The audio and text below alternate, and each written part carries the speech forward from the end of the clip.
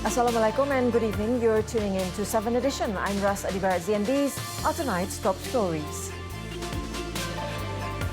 MACC begins probe into past over alleged political funding. 16 million ringgit worth of Aramin 5 pills seized. Assalamualaikum. We begin tonight's bulletin with this story. In Selangor, the Customs Department, together with the police, have seized 3 million Aramin 5 pills worth around 60 million ringgit in an operation at North Port in Port Klang last January 31st. A total of 480 kilograms of the drugs were found hidden inside 1,248 vehicle exhaust pipes, which were shipped in from Taipei, Taiwan.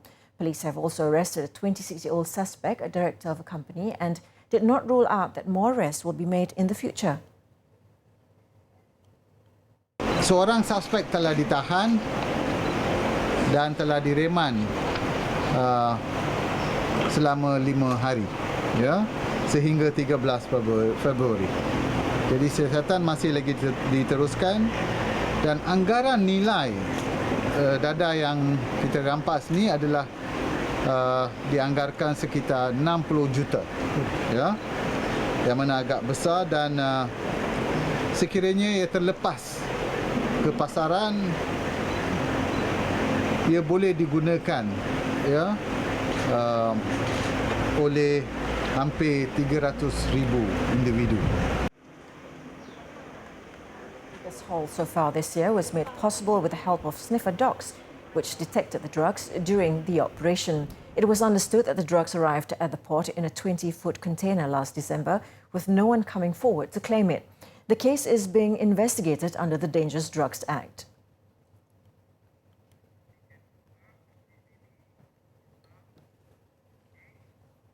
A man and 2 teenagers have been arrested in connection with a baby dumping case at Precinct 18, Putrajaya, yesterday. One of the teenagers arrested is believed to be the baby's mother. According to Kuala Lumpur Police Chief Commissioner Datuk Sri Mazlan Lazim, the 17-year-old had given birth to the baby at about 11:30 am on Wednesday. She then covered the baby's mouth and wrapped the infant in a towel and blankets before stuffing the newborn into a school bag. The girl then put the school bag into a trash bag and left the bag outside the house with the rest of the trash.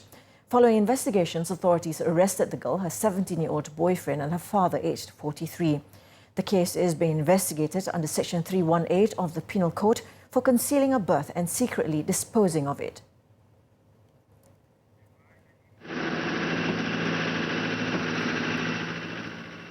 Datuk Sri Najib Tun Razak has been charged again with 3 counts of money laundering involving 47 million ringgit at the Kuala Lumpur Sessions Court. The former Premier pleaded not guilty to all the charges, which were read out separately before Judge Azman Ahmad. On all 3 charges, Datuk Sri Najib was accused of money laundering by accepting 47 million ringgit in illegal proceeds into his 3 M private banking accounts.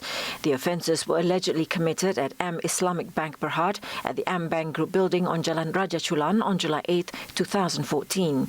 Under the Anti-Money Laundering and Anti-Terrorism Financing Act, he faces a maximum fine of 5 million ringgit or imprisonment of up to 5 years or both if convicted. The court allowed Datuk Sri Najib personal bond on all 3 charges. The former Prime Minister was first slapped with the same charges at the Kuala Lumpur High Court on January 28th. However, High Court Judge Muhammad Nazlan Muhammad Ghazali gave him a discharge not amounting to an acquittal after allowing an application by the prosecution led by Attorney General Tommy Thomas during yesterday's proceeding. Thomas made the application on grounds that the prosecution did not wish to proceed on the 3 charges against Datuk Sri Najib before the High Court and would seek to charge him again before the Sessions Court.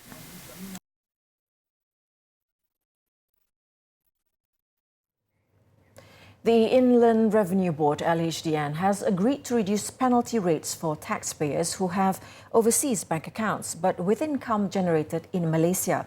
The LHDN said they have begun receiving information on ownership of overseas bank accounts under the Automatic Exchange of Information AEOI of the Organizations of Economic Cooperation and Development OECD since September last year. In a statement today, the agency said that letters and emails have already been sent out and issued targeting taxpayers with overseas bank accounts and those who have failed to file their tax returns as required. It added that taxpayers in this category are requested to contact the LHDN and report their income. Last year, the LHDN introduced the Special Voluntary Declaration Programme, SPVD, for taxpayers who have not declared income generated from sources within Malaysia and kept in overseas bank accounts. Under the SVDP, the government has agreed to reduce the penalty from 300% to 10% if the income is reported by March 31st and 15% if reported by June 30th this year.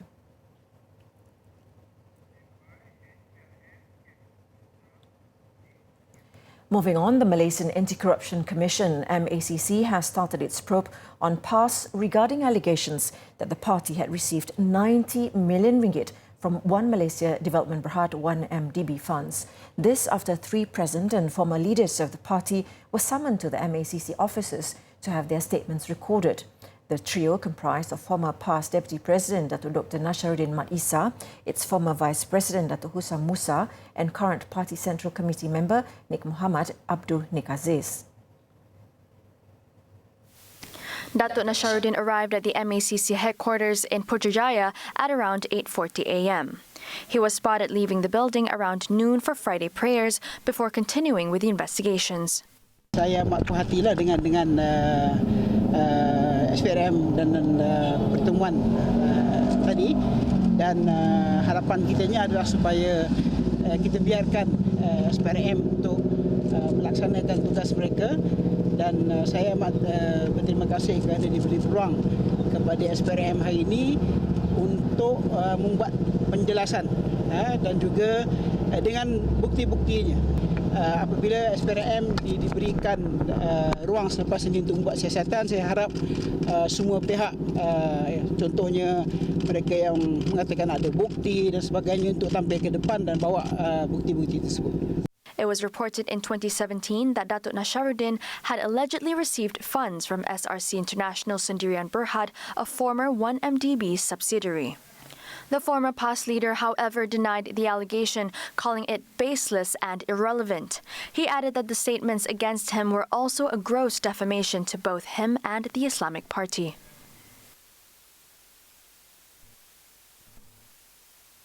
PAS Central Committee member Nik Muhammad Abdul Nik Abdul Aziz was also cited at the Kelantan MACC office earlier today. He spent 2 hours giving his statement over the allegation that several PAS leaders had received a total of 90 million ringgit suspected to be from the scandal-plagued 1MDB funds, to which he said had nothing to do with him. Saya memberi keterangan atas beberapa perkara dan saya dipanggil ni kerana ada laporan pasal 90 juta itulah.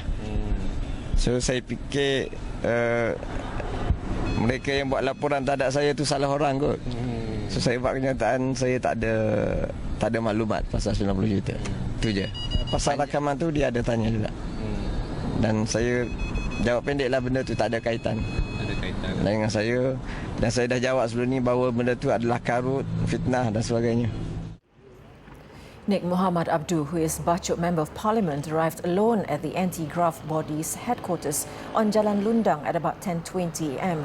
and was led into the building by 2 MACC officers and left at about 12:30 p.m. before Friday prayers.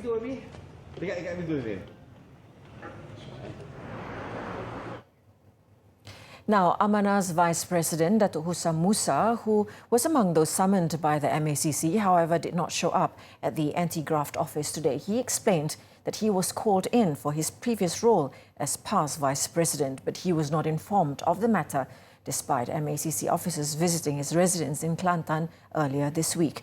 Datuk Husam, however, said he's ready to make a date with the MACC and assist with the 90 million ringgit payment investigation. He previously claimed to have information on the case that is linked with PAS.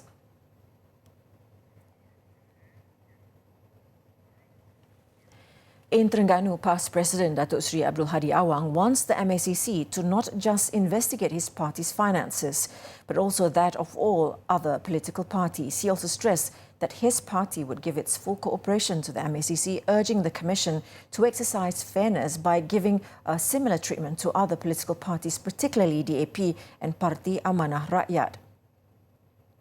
Untuknya kena tanya parti lain lah mana dia nak dapat duit. Jangan tuding jaya pada kita saja. Kita ada sumber kita. Parti lain mana sumber? Supaya tahu. Cawangan di banyak mana? Dia tak ada cawangan. PAN mana ada cawangan? DAP mana ada cawangan? Dia bertanding begitu aja. Dari mana duit dia dapat? Itu kena siasat. Bukan saja kita. Kena siasat semua. He stressed that PAS did not fear MACC's investigations because most of its activities were funded by donations from its more than 1 million members. The party also welcomed the probe because it wanted to make sure that it is clean.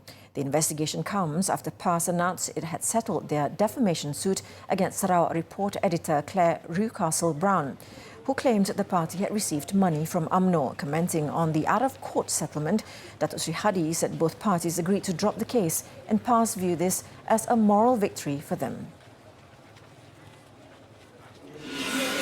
Meanwhile, Datuk Muhammad Amar Abdullah has denied that he and his family members had received several properties and luxury cars as claimed by Sarawak Report editor Claire Rewcastle-Brown in the news portal. The Kelantan Deputy Menteri Besar admitted to having several cars, including a Pro 2 Viva and several others under 100,000 ringgit, but none are luxury cars as claimed by the editor. He said the 90 million ringgit that was claimed to have been given to past leaders by UMNO, which included the purchase of the luxury cars, are untrue and should have been resolved on February 1st after a mutual understanding was reached with the Sarawak Report editor. Jangan biarkan Amiga tu lepas gitu. Jadi Amiga belum bisa. Hello, thanks for staying with us. Now it's time for our daily segment, Clickbait, where we look at what's trending and making rounds in the cyber world today. Dedicated to dog owners would do almost anything to make sure their furballs stay trendy and adorable, but some might have gone one step too far to make their dogs stand out. This is evident after a Thai woman's tragic cautionary tale about dyeing your pet's fur went viral yesterday, in which her pooch's ear dyed in neon pink fell off. According to Coconuts Bangkok, Diffie, the Pomeranian, had both her ears dyed in the striking colour by its owner known as Ampai Pan on Wednesday, using a 40-minute foil wrap process. The woman was told by the store where she bought the dye from that Diffie's ears will return to normal in 2 to 3 days. Unfortunately, Diffie's situation got worse when it started to suffer a severe allergic reaction from the chemical components in the dye. One day, as the woman was attending Duffy, she noticed that its ear had fallen off. According to Life Science, human hair dye should never be used on dogs or other pets, as it contains toxic chemicals including hydrogen peroxide and bleach. It is not known of Duffy's current condition, but we sure hoped this tragic tale becomes a lesson to everyone to embrace our pets as how they naturally are.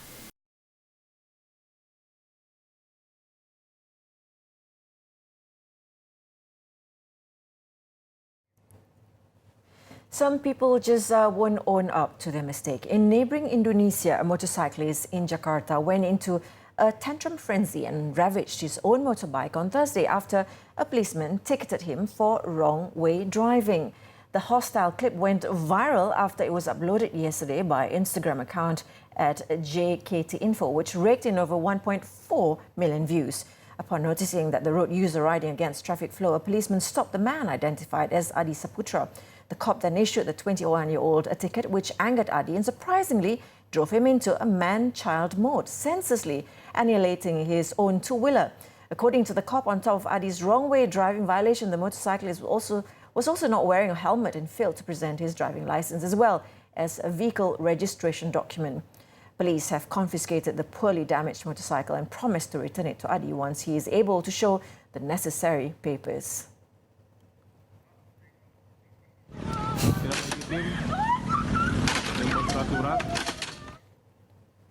I mean, what was he thinking of? Anyway, updated as of 7 p.m, here are the top trending topics and searches on the internet today.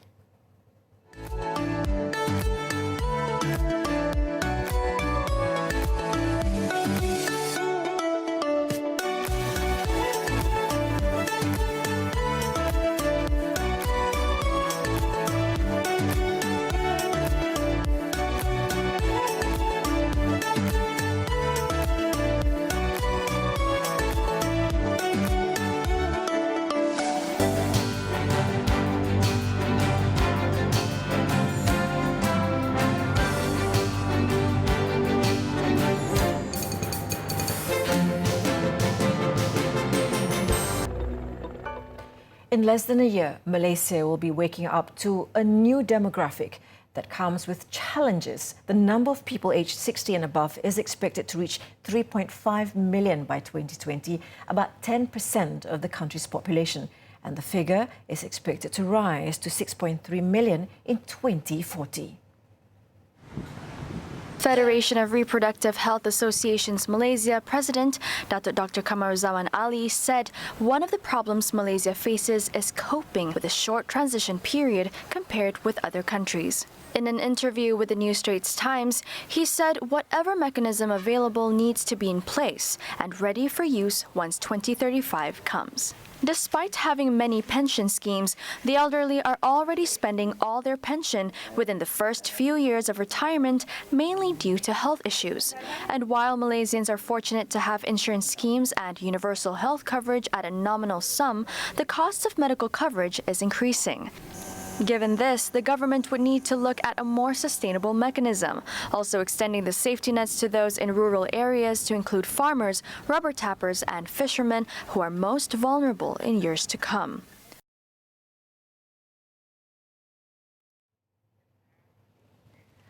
Now, to get more insights regarding this issue, on the line with us is a sociologist, Professor Datuk Dr. Muhammad Shatta. Hello, Professor. Now, firstly, is it a bad thing to be an ageing nation, and are there any negative implications, you reckon? Hi, thank you for having me today. Well, as a nation, we have to understand that, there is no nation in the world that only have one type of population. So basically, we cannot say by having a large number of aging population is bad or good, or the same thing, when we have like a large number of young population is good or bad. So basically, as a nation, if you want to progress, if you want to move forward, if you want to fly, we need to have both the aging population and the young population, the combination between these two groups, then they can generate better ideas, a better development, and so on. So basically, these two groups, they are very important recipe for success of the country. So socially, we cannot say bad or good because both of them are needed for the sake of the country, for the future development and progress. How about special programs for the aged? Are there enough trained personnel to help the aged community, you reckon?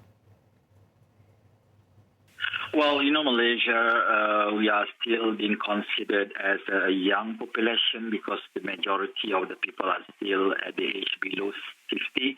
Well, soon we're going to have people who are above 50, above 60, and so on, like Japan and also Taiwan. So I think if we want to say whether now we are already really prepared for the aging population socially, I would say we are not ready yet.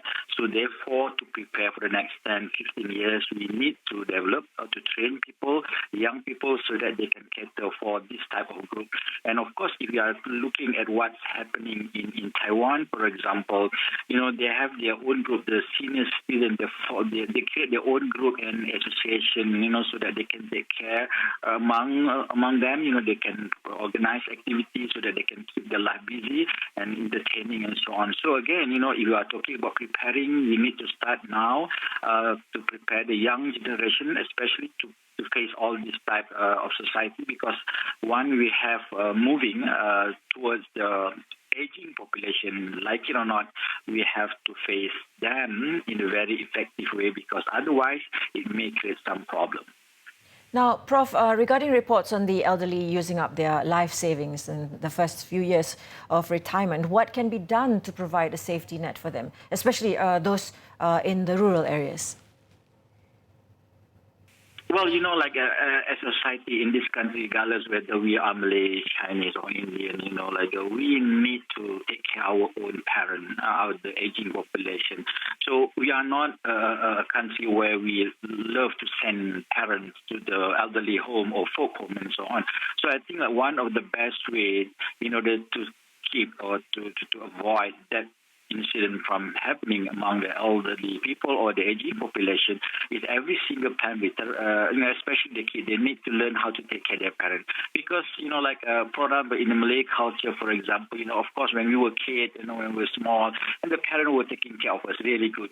Sometimes they got 10 kids, 12, 11 kids, 5 kids, a lot of kids, but they managed to take care of us really, really good. Now when they are become old and become aging in that nature, I think it's the responsibility for that kids to take care of their parents. So if that thing happens, then there is no such thing as losing money, losing savings, and so on, for the sake of their health and, future. So again, I think as a Malaysian society, we need to bring the culture back. Every single children, they must take care of their own parent, and if this thing can be successfully done, I'm sure the government can save a lot of money, and at the same time, we can also help the parent, and also we can return or giving back all the things that they have invested on us when we were kids.